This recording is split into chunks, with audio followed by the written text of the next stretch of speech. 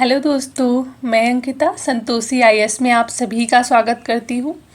घटना चक्र की सीरीज में आज का जो टॉपिक है वो टॉपिक है शासन प्रणाली।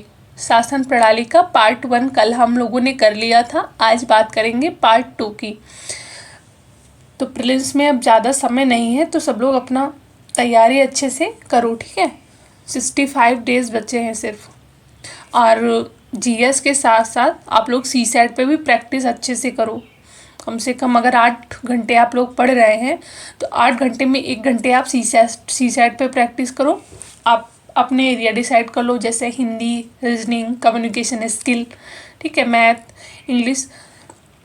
तो जैसे किसी का मैथ अच्छा रहता है और किसी का नहीं अच्छा रहता, तो जिसका मैथ अच्छा है वो अपना मैथ अच्छा कर लो, जिसका मैथ नहीं अच्छा है तो वो अपना हिंदी, कम्युनिकेशन स्किल, ठीक है, और रीजनिंग, इन 3 को अच्छे से कर लो ताकि सीसैट ना रुके, है ना। कि जीएस आप अच्छे से कर लिए, पता चला कि सीसैट कर ही नहीं रहे, तो सीसैट के लिए भी जग जाओ आप लोग। अभी अगर आप लोग कमेंट करेंगे तो फिर मैं, हो सकता है कि कम्युनिकेशन जो स्किल है तो मैं उसका प्रीवियस ईयर एक बार अच्छे से करा दूंगी और उससे रिलेटेड जो भी की टर्म्स होते हैं मैं उसको एक्सप्लेन कर दूंगी कि क्या होता है, ठीक है। तो बताना, अगर कम्युनिकेशन स्किल पढ़ना हो तो वो कमेंट में बताना। चलो अब आते हैं डायरेक्ट अपने प्रश्न पे। जो प्रश्न है, भारतीय राज्य व्यवस्था में निम्नलिखित में से कौन सी अनिवार्य विशेषता है जो यह दर्शाती है कि उसका स्वरूप संघीय है। तो ये जो प्रश्न पूछ रहा है, प्रश्न ये पूछ रहा है कि मतलब वो कौन से लक्षण हैं जो ये दर्शाते हैं कि जो मतलब संघीय, ठीक है, भारत के संघीय स्वरूप को दर्शाते हैं। तो ये आपका जो आंसर होगा ये होगा न्यायपालिका की स्वतंत्रता सुरक्षित है, ठीक। क्या होगा? न्यायपालिका की, एक सेकेंड, न्यायपालिका की स्वतंत्रता सुरक्षित है, ठीक है। इसके अन्य लक्षण की बात करें तो जो संघीय लक्षण को बताते हैं वो हो गया आपका लिखित एवं कठोर संविधान। दूसरा है संविधान की सर्वोच्चता। तीसरा है केंद्र राज्य शक्ति के बीच जो विभाजन है, द्विसदनीय संसद, और न्यायपालिका की स्वतंत्रता। ये जो लक्षण है ये बताते हैं कि भारत का संघीय प्रकृति को दर्शाते हैं, ठीक है। चलो बात करते हैं नेक्स्ट क्वेश्चन की। जो नेक्स्ट क्वेश्चन है वो है, निम्न में से कौन एक भारत के संविधान का संघीय लक्षण नहीं है। तो संघीय लक्षण अभी हम लोगों ने क्या पढ़ा था? केंद्र तथा राज्यों के बीच शक्ति का बंटवारा, लिखित संविधान, स्वतंत्र न्यायपालिका, केंद्र राज्य शक्ति के मध्य बंटवारा पढ़ लिया है, न्यायपालिका की स्वतंत्रता, द्विसदनीय संसद। तो अब इसमें बच क्या रहा? इसमें बच रहा है इकहरी नागरिकता। जो इकहरी नागरिकता है ये क्या बताता? ये संघीय लक्षण नहीं है बल्कि ये एकात्मक लक्षण को बताता है, ठीक है। एकल नागरिकता, आपातकाल की घोषणा, राज्यपाल की नियुक्ति, अखिल भारतीय सेवाएं और राज्यसभा में असमान प्रतिनिधित्व। जो ये लक्षण है ये बताते हैं भारत के एकात्मक लक्षण है, ठीक है। चलो बात करते हैं नेक्स्ट क्वेश्चन की।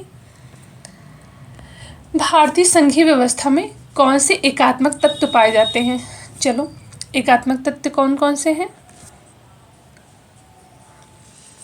ये लिखित संविधान है, ये आपका संघ का हो गया। कठोर, ये भी संघात्मक प्रकृति को बताता है। जो संविधान की सर्वोच्चता है ये किसको बताता है? ये भी बताता है कि संघात्मक प्रकृति को। राज्यपाल की नियुक्ति, और जो राज्यपाल की नियुक्ति है वो किसे बताता है? वो बताता है एकात्मक लक्षण को, ठीक है। उसके बाद जो शक्तियों का विकेंद्रीकरण है ये संघात्मक लक्षण है। राज्य विधेयकों पर राष्ट्रपति की स्वीकृति, तो ये किसका? ये एकात्मक लक्षण। जो आपका आंसर होगा वो होगा डी।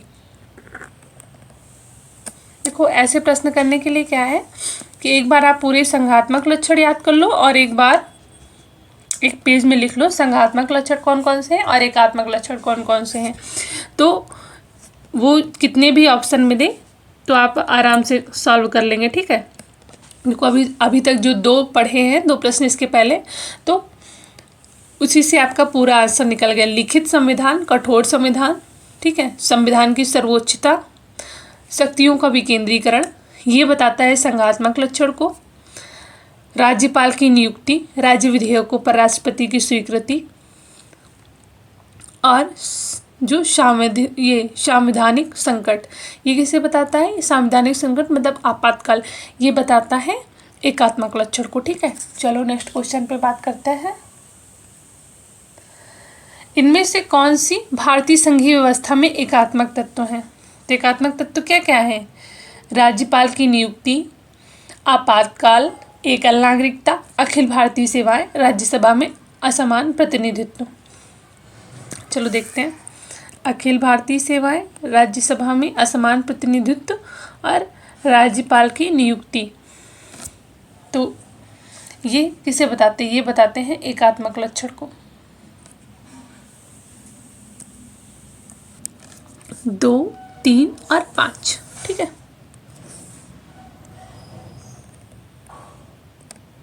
2, 3 और 5। नेक्स्ट क्वेश्चन की बात करते हैं। भारत में संघीय व्यवस्था से संबंधित निम्न कथनों में से कौन सा सही है? पहला है, संविधान शासन की मूल संरचना के लिए एक संघीय व्यवस्था की प्रस्तावना करता है। दूसरा है, एकात्मक झुकाव को उसमें सशक्त मिश्रण है, दोनों संघ तथा राज्य विधायिकाएं प्रभुत्व संपन्न है। 4 है, विधायिकीय, वित्तीय तथा न्यायिक शक्तियां संघ तथा उसकी इकाइयों के मध्य विभाजित कर दी गई हैं। नीचे दिए गए कूटों से सही उत्तर का चयन कीजिए। पहला है केवल एक और 2, 1, 2, 3 और डी सभी चारों। तो जो ये संघीय व्यवस्था है, तो संघीय व्यवस्था को क्या, तो ये आपका होगा संविधान शासन की मूल संरचना के लिए एक संघीय व्यवस्था की प्रस्तावना करता है, और दूसरा क्या है, एकात्मक झुकाव का उसमें सशक्त मिश्रण है, ठीक। तो आपका जवाब हो जाएगा 1 और 2। चलो नेक्स्ट क्वेश्चन की बात करते हैं। निम्नलिखित विशेषताओं में से केंद्रीय शासन व्यवस्था के लिए कौन सी सही नहीं, ठीक। तो यहाँ पर क्या है, बड़े देशों के लिए आदर्श, तो ऐसा बड़े देशों के लिए आदर्श का तो कोई प्रावधान नहीं है। त्वरित निर्णय, लचीलापन, कानून की एकरूपता, ये सब केंद्रीय शासन की विशेषताएं हैं। लेकिन जो बड़े देशों के लिए आदर्श है, यहाँ पे ऐसा कुछ भी नहीं है। तो जो होगा, ये आपका जवाब होगा सी।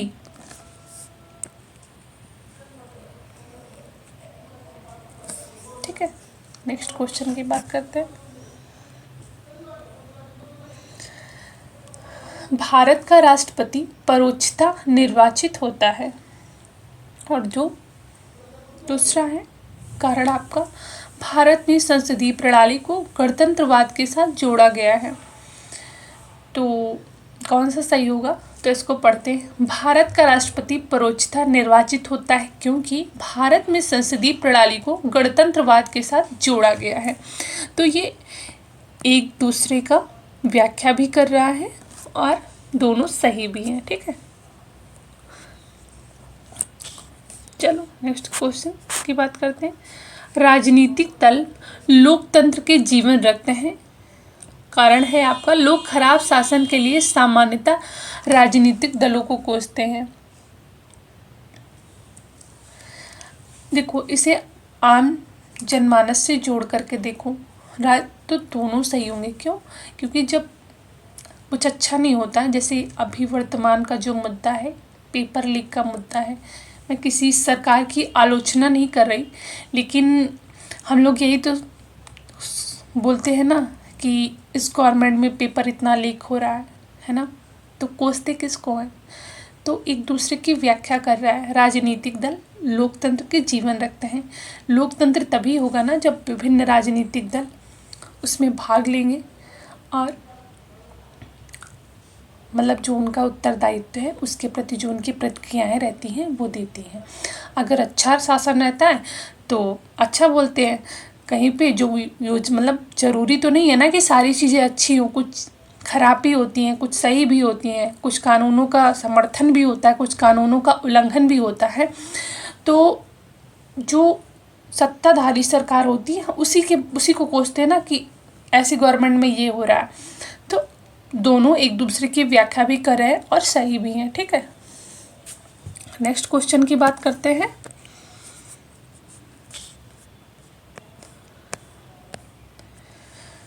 नीचे दो कथन दिए गए हैं जिनमें एक को कथन ए और दूसरे को कारण आर कहा गया। पहला है, भारतीय राजनीतिक व्यवस्था की प्रकृति में निरंतरता एवं परिवर्तन के तत्व मूर्त रूप से पाए जाते हैं।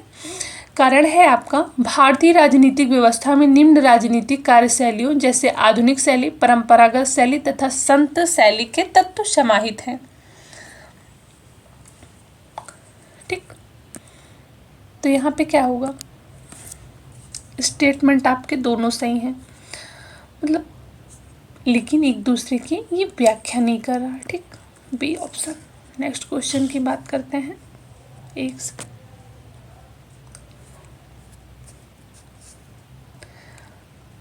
स्टेटमेंट, नेक्स्ट क्वेश्चन है, महिलाएं, दलित, निर्धन एवं अल्पसंख्यक समूह भारत में लोकतंत्र के सबसे बड़े दावेदार हैं। कारण है, भारत में लोकतंत्र अधिक आत्मसम्मान की कामना का वाहक बनकर उभरा है। ठीक है, तो ये दोनों सही होंगे। क्यों सही होंगे?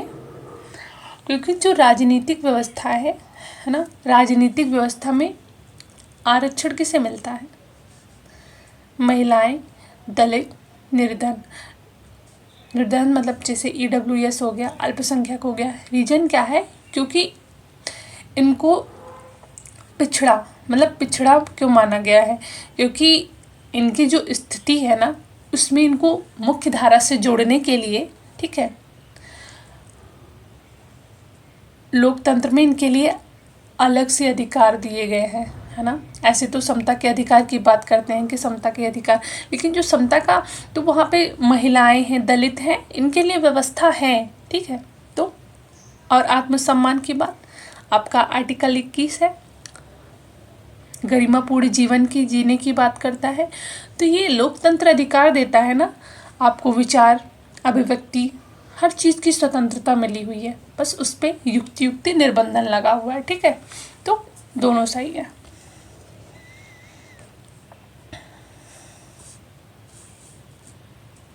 नेक्स्ट क्वेश्चन की बात करते हैं। भारतीय संविधान, एक सेकंड, नेक्स्ट क्वेश्चन क्या है?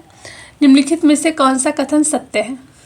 संयुक्त राज्य अमेरिका में सरकार की संघीय प्रणाली है। भारत में सरकार की संघीय और एकात्मक दोनों प्रकार की प्रणाली है। फ्रांस में सरकार की संघीय प्रणाली है। डी है, पाकिस्तान में प्रधानमंत्री की नियुक्ति वहां की जनता के द्वारा होती है। जो संयुक्त राज्य अमेरिका है वहाँ पे सरकार की संघीय प्रणाली है। ठीक है, देखो भारत में सरकार की संघीय और एकात्मक दोनों प्रकार की तो व्यवस्थाएं हैं, लेकिन जो प्रकृति है मतलब संघीय इसकी संविधान की, वो ज़्यादातर संघीय है, मतलब संघ को ज़्यादा मजबूत किया गया है। ठीक है, नेक्स्ट क्वेश्चन की बात करते हैं। निम्नलिखित में से कौन सी एक भारतीय संघ राज्य पद्धति की विशेषता नहीं है? तो वो कौन सी विशेषता नहीं है? भारत में स्वतंत्र न्यायपालिका है। केंद्र और राज्यों के बीच शक्तियों का स्पष्ट विभाजन है। संघबद्ध होने वाली इकाइयों को राज्यसभा में असमान प्रतिनिधित्व दिया गया है। यह संघबद्ध होने वाली इकाइयों के बीच एक सहमति का परिणाम है। तो जो ये सहमति का परिणाम है ना, ये USA में है, ना कि इंडिया में। ठीक, तो ये होगा आपका आंसर। नेक्स्ट क्वेश्चन की बात करते हैं। एक सेकंड, बस एक सेकंड।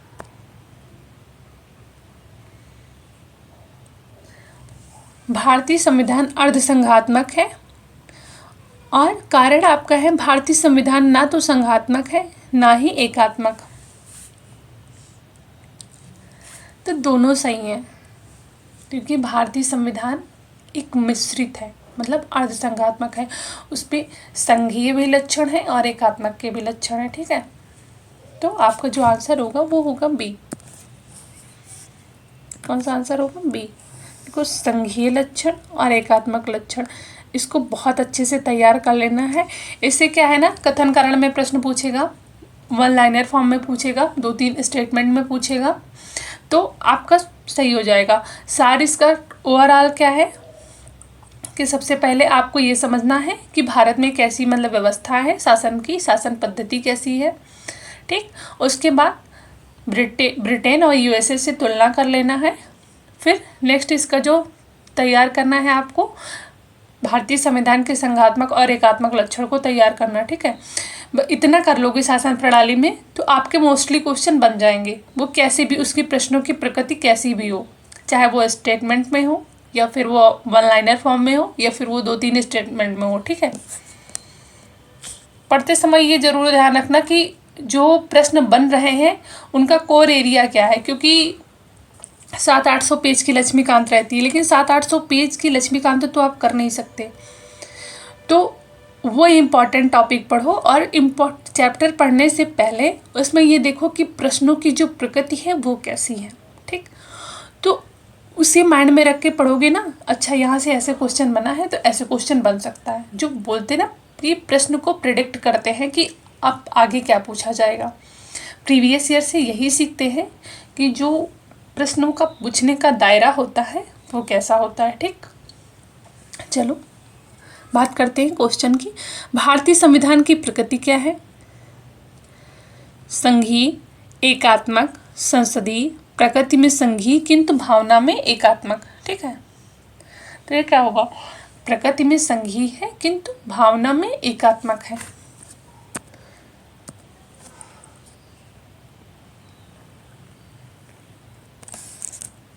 नेक्स्ट क्वेश्चन की बात करते हैं। भारतीय संघवाद को सहकारी संघवाद किसने कहा था? तो ये कहा था जी ऑस्टिन ने, ठीक। पता, सहकारी संघवाद पे मेंस पे भी क्वेश्चन पूछा गया है। तो सहकारी संघवाद को बढ़ावा देने के लिए जैसे नीति आयोग की क्या भूमिका है, उसको भी तैयार कर लेना। अभी नहीं, प्रीलिम्स के बाद तैयार करना, ठीक। लेकिन ये जब पढ़ो तब ये भी देखो कि मेंस की कहाँ से क्वेश्चन बन रहे हैं, ठीक। नेक्स्ट क्वेश्चन की बात करते हैं। किसने कहा था भारत अर्धसंघात्मक राज्य है? तो ये बोला था जो केसी अय्यर साहब ने, इन्होंने बोला था कि जो भारत है वो अर्धसंघात्मक राज्य है, क्योंकि यहाँ पे दोनों प्रकार के लक्षण पाए जाते हैं, संघात्मक भी और एकात्मक भी। नेक्स्ट क्वेश्चन की बात करते हैं। भारतीय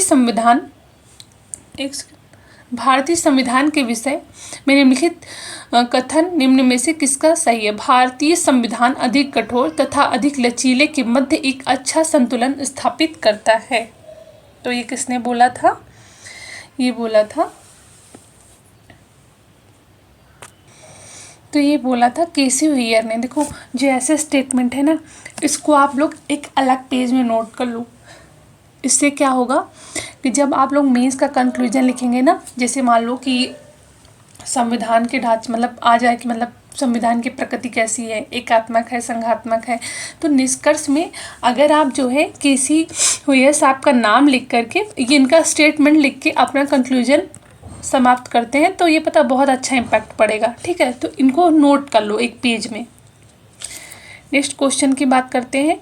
निम्नांकित में से किस एक का कथन है कि संविधान को संघात्मकता के तंग ढांचे में नहीं ढाला गया? तो ये स्टेटमेंट है डॉक्टर BR अम्बेडकर का। इन्होंने बोला था कि इसे जो है किसी तंग ढांचे में नहीं डाला गया बल्कि बैलेंस किया गया है, एकीकृत भी है और संघात्मक दोनों, ठीक। नेक्स्ट क्वेश्चन की बात करते हैं। मिथकों और कहावतों के रूप में प्रशासन के सिद्धांतों को किसने अस्वीकार किया है? तो ये किसने अस्वीकार किया था? जो हर्बर्ट शाइमन थे, इन्होंने, ठीक। कौन है? हर्बर्ट शाइमन।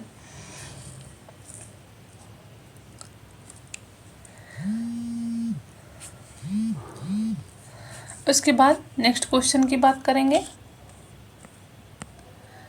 विधि और स्वाधीनता के बीच सबसे उपयुक्त संबंध को निम्नलिखित में से कौन प्रतिबिंबित करता है?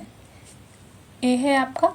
यदि विधियां अधिक होती हैं तो स्वाधीनता कम होती है। यदि विधि नहीं है तो स्वाधीनता भी नहीं है।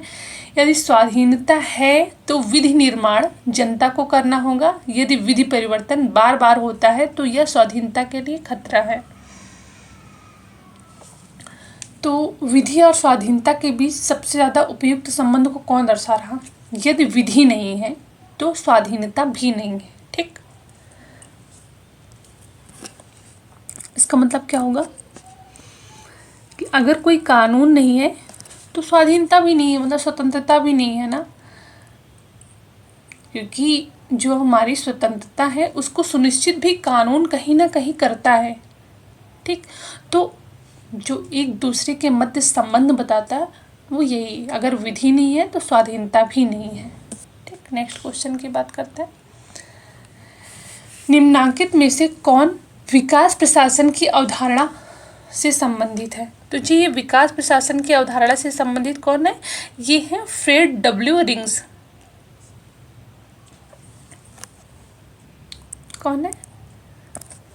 Fred W rings. और इनकी जो बुक का नाम था, इनकी बुक का क्या नाम था? Administration development. उसमें इन्होंने विकास की जो मतलब अवधारणा है उसको बताया था। नेक्स्ट क्वेश्चन है, निम्नांकित में कौन सा एक चिंतक लोक प्रशासन तथा निजी प्रशासन में समानताओं का समर्थक है? तो वो कौन है? जो हेनरी फेयोल साहब हैं, इन्होंने दोनों के बीच जो समानताओं की बात की थी वो हेनरी फेयोल है। और ये क्या है? ये एक प्रशासनिक चिंतन है जो जिसका ऑप्शनल होगा ना पॉलिटी IR, तो वो इनको ज़्यादा डिटेल से पढ़ते हैं। और ये जो है ना जितने प्रशासनिक चिंतन है उनके बारे में जब लिखना होगा तो इन लोगों का नाम लिखो और इनकी जो धारणाएं हैं उनको लिखो। ठीक है, नेक्स्ट क्वेश्चन की बात है, गणतंत्रीय अवधारणा से संबंधित निम्नांकित में से कौन एक सही नहीं है? एक राज्य जिसमें जनता सर्वोच्च हो, उसके बाद सर्वोच्च शक्ति निर्वाचित प्रधान में निहित हो, सर्वोच्च शक्ति एक राजा के समान एक ही व्यक्ति में निहित हो, एक ऐसी सरकार जो जनता द्वारा निर्वाचित प्रतिनिधियों की हो। तो जो सर्वोच्च शक्ति एक राजा के समान एक ही व्यक्ति, तो एक ही जो व्यक्ति के पास अगर शक्ति निहित होगी तो फिर वो गणतंत्रीय अवधारणा से संबंधित तो होगा नहीं, क्योंकि जो गणतंत्रीय और लोकतांत्रिक अवधारणा है वो मतलब शक्तियों का विभाजन रहता है ना, तो सी ऑप्शन नहीं होगा। नेक्स्ट क्वेश्चन की बात करते हैं, निम्नलिखित में से किनको विधि के शासन के प्रमुख लक्षणों के रूप में माना जाएगा? तो किसे माना जाएगा? शक्तियों का परिसीमन, विधि के समक्ष समता और स्वतंत्रता और नागरिक अधिकार।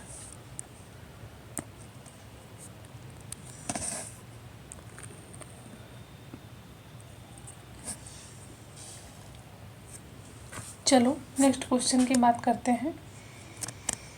और ये जो सिद्धांत दिए थे विधि के शासन के, ये दिया किसने था? ये दिया था प्रोफेसर डाइशी ने। ठीक, नेक्स्ट क्वेश्चन की बात करते हैं, निम्नलिखित कथनों पर विचार कीजिए। संवैधानिक सरकार वह है जो राज्य की सत्ता के हित में व्यक्ति की स्वतंत्रता पर प्रभावकारी प्रतिबंध लगाती है। जो व्यक्ति की स्वतंत्रता के हित में राज्य की सत्ता पर प्रभावकारी प्रतिबंध लगाती है। तो क्या होगा? केवल 2। जो संवैधानिक सरकार होता है वो व्यक्ति की स्वतंत्रता पे हित में कार्य करता है, ना कि राज्य की सत्ता में। ठीक है, नेक्स्ट क्वेश्चन की बात करते हैं, परिभाषा से संवैधानिक सरकार का अर्थ है। तो संवैधानिक सरकार का अर्थ क्या होगा? सीमित सरकार। सीमित सरकार। ठीक है, सीमित सरकार क्या है कि मतलब बैलेंस होता है, मनमाने कानून, मनमानी जो चीज़ें हैं उसे लागू नहीं कर सकता है। यहाँ पे जो विधायिका, कार्यपालिका और न्यायपालिका, जो ये तीनों की शक्ति का स्रोत वो क्या है, वो है संविधान। ठीक है, नेक्स्ट क्वेश्चन की बात करेंगे। राज्य व्यवस्था के संदर्भ में निम्नलिखित में से किस एक को आप स्वतंत्रता की सर्वाधिक उपयुक्त व्याख्या के रूप में स्वीकार करेंगे? राजनीतिक शासकों की तानाशाही के विरुद्ध संरक्षण, नियंत्रण का अभाव, इच्छा अनुसार कुछ भी करने का अवसर, स्वयं को पूर्णतः विकसित करने का अवसर। तो आप लोगों की स्वतंत्रता क्या है? यही तो चाहते हैं ना कि स्वयं को पूर्णतः विकसित करने का अवसर। मतलब आप जिस क्षेत्र में आपकी रुचि है, आप वही तो चाहते हैं। अपने घर से ले लो ना कि आपकी स्वतंत्रता कब निश्चित होगी। जैसे आपका सपना है आईएएस ऑफिसर बनना, अब घर पे आपके बोल रहे हैं पिताजी कि आपको डॉक्टर बनना है, तो यहाँ पे तो आपकी स्वतंत्रता नहीं है ना। तो आप अपनी स्वतंत्रता को कब, जिस क्षेत्र में आपकी रुचि हो, अगर आप उसी क्षेत्र में मतलब जा रहे हैं और आपको घर से भी सपोर्ट मिल रहा है, तो ये आपकी स्वतंत्रता हुई ना। तो उस क्षेत्र में आप स्वयं को विकसित करने का जो अवसर मिल रहा है, तो वो जो है स्वतंत्रता को सर्वाधिक उपयुक्त व्याख्या करता। देखो, अगर ये नहीं भी पढ़े होते ना, तो अगर खुद के बारे में सोच करके करते तब आप कर लेते। ठीक है, नेक्स्ट क्वेश्चन है, समाज में समानता के होने का एक निहितार्थ यह है कि उसमें विशेषाधिकारों का अभाव है, अवरोधों का अभाव है, प्रतिस्पर्धा का अभाव है, विचारधारा का अभाव है। तो क्या विशेषाधिकारों का अभाव है? क्योंकि किसी को यहाँ पे सबको समान अवसर है ना, किसी को मतलब विशेषाधिकार तो प्राप्त नहीं है। हाँ, जैसे आप लोग फॉर्म भर रहे हैं, ठीक है, तो वहाँ पे रहता है कि SC ST फीमेल, ठीक है, इसको इन लोगों को अलग जो है आरक्षण में या फीस में छूट मिलती है, लेकिन वो इनको मुख्य धारा में जोड़ने के लिए, लेकिन किसी के पास विशेष अधिकार नहीं है।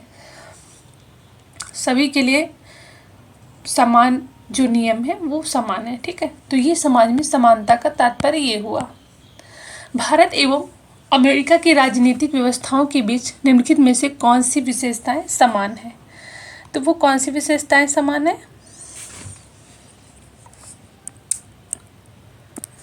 राष्ट्रपति के पास वीटो शक्ति। ठीक, नेक्स्ट क्वेश्चन की बात करते हैं। दूसरे प्रशासनिक आयोग के कौन से प्रतिवेदन ने भारत में सुशासन की बाधाओं की पहचान की है? तो क्या है? नागरिक केंद्रित प्रशासन, शासन का केंद्र बिंदु। जो सेकेंड ARC की रिपोर्ट है, तो आप लोग जो गवर्नेंस का टॉपिक है उसको अच्छे से करने के लिए जो नागरिक केंद्रित प्रशासन है और शासन का केंद्र बिंदु है, जो ये रिपोर्ट है, मतलब जो ये टॉपिक है आपका, उसको अच्छे से करो। शासन में नैतिकता, ई शासन को बढ़ावा, स्थानीय शासन, तो इसको नेट पर भी डाल करके देखो। तो क्या है कि जो आपका गवर्नेंस का पोर्शन है वहाँ पे आप अच्छे आंसर लिख सकते हो। ई शासन को बढ़ावा देने के लिए क्या क्या गवर्नमेंट कर रही है, शासन में नैतिकता लाने के लिए क्या कर रही है। जैसे सिविल सेवक हैं, उनके लिए कर्मयोगी ऐप लाया गया ना, उसके बाद ई शासन को बढ़ावा देने के लिए जो जैसे ई मार्केट के लिए अलग हो गया है ना, अदालत भी चलने लगी हैं, अलग अलग हैं। तो उसको जो वो वाले पॉइंट है उनको अच्छे से तैयार कर लो। ठीक, नेक्स्ट क्वेश्चन की बात करते हैं। भारतीय संघवाद में विविधताओं में एकता को प्रोन्नत करने हेतु तो निम्नलिखित में से किन संस्थानों को आवश्यक माना गया है? तो वो कौन से हैं? अंतरराज्य परिषद एवं राष्ट्रीय विकास परिषद, वित्त आयोग एवं क्षेत्रीय परिषद, एकल न्यायिक व्यवस्था एवं अखिल भारतीय सेवाएं, उपरोक्त सभी। ठीक है, तो आपका जो जवाब होगा वो उपरोक्त सभी। नेक्स्ट क्वेश्चन की बात करते हैं। निम्नलिखित में से किस दशक में भारत की संस्थात्मक व्यवस्था केंद्रीयता से संघवाद की ओर खिसकी? तो वो कब खिसकी? 1970 के दशक में। ठीक, नेक्स्ट क्वेश्चन की बात करेंगे। तो आप सभी का पूरा कंप्लीट शासन प्रणाली हो गया है। शासन प्रणाली के टॉपिक से सीखने को क्या मिला है? IAS प्री से 17, 18, 20, 21 लगातार प्रश्न बने हैं।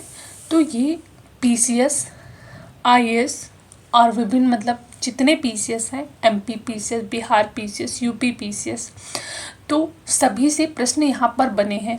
और शासन प्रणाली को जब आप दोबारा रिवीजन करेंगे तो पढ़ना क्या है आपको? सबसे पहले शासन की प्रकृति को समझना है कि संसदात्मक क्या होता है, एक अध्यक्षात्मक क्या होता है, कहाँ पर कौन सी प्रणाली है। राष्ट्रपति जैसे समानता की बात करेंगे तो अमेरिका और जो भारत का राष्ट्रपति हैं दोनों लोगों के पास वीटो शक्ति है ना, वीटो पावर है, ये समानता है। फिर संघात्मक लक्षण क्या है, एकात्मक लक्षण क्या है, इसके बारे में पढ़ना है। ठीक, तो इन चीज़ों को आपको पहले तैयार करना है, उसके बाद जो अन्य इसके बिंदु आते हैं उस पर काम करना है, लेकिन सबसे पहले इसको करना है। आशा करती हूँ आप सभी को ये टॉपिक अच्छे से समझ में आया होगा। इसके पहले भी जितने टॉपिक हो गए हैं उनका भी अच्छे से रिवीजन करते चलिए और ज़्यादा से ज़्यादा क्लास को लाइक करिए। देखो मैं पढ़ा रही हूँ तो सपोर्ट आप लोगों का अगर नहीं मिलेगा तो फिर क्या है कि मोटिवेशन कम हो जाता है कि मैं पढ़ा रही हूँ लेकिन बच्चे ना तो क्लास को लाइक कर रहे हैं, ना शेयर कर रहे हैं, ना सब्सक्राइब कर रहे हैं। रीज़न क्या है कि जब आप लोग सब्सक्राइब करेंगे तो जो संसाधन है वो हम लोगों के पास बढ़ेंगे। जैसे कल कोई कमेंट किया था राइटिंग को लेकर के, तो ऐसा नहीं है। राइटिंग क्या है कि अभी इस पर सही से मैं जब लिख रही हूँ तो वो बन नहीं रहा लिखते हुए, ठीक है, क्योंकि मैं टैब से पढ़ा रही हूँ, अभी लैपटॉप है नहीं मेरे पास, तो इस वजह से उस पर सही से लिख नहीं पा रही हूँ। वो राइटिंग का क्या है, ऐसे तो राइटिंग मेरी बहुत अच्छी है, अब अपनी तारीफ अपने आप से तो नहीं कर रही हूँ, लेकिन मैं कभी भेजूँगी ग्रुप पे। लेकिन क्या है कि इस पर सही से लिख ही नहीं पा रही हूँ, तो इतने संसाधन ही नहीं है अभी। धीरे धीरे आप लोगों के सपोर्ट से जैसे संसाधन बढ़ेंगे, क्लास भी बढ़ेगी, क्लास की क्वालिटी भी बढ़ेगी। ठीक है, चलो बहुत हो गया। आप सभी को बहुत बहुत धन्यवाद, है ना। कैसी लगी क्लास ज़रूर बताइएगा, और कम्युनिकेशन स्किल के लिए क्लास में कमेंट करके बताइए कि क्या उसको मैं करा दूँ। ठीक है, CSAT को कोई भी मत छोड़िएगा। लास्ट टाइम बता 65 डेज़ बचे हैं, तो GS के साथ साथ CSAT पे भी अच्छी कमांड होनी चाहिए। ये नहीं कि हाँ 33% नंबर लाने बाद में कर लूँगा, बाद में कभी समय नहीं मिलेगा। पहले आप अपने अच्छे से टॉपिक करो, उसके बाद प्रीवियस ईयर के 5 साल के CSAT के पहले प्रश्न लगा कर देखो, और उसमें एरिया डिसाइड करो कि कौन सा एरिया पे आपकी अच्छी कमांड है ना। उसके बाद अच्छे से तैयारी करो, ना कि ताकि आपका प्रीलिम्स ना रुके।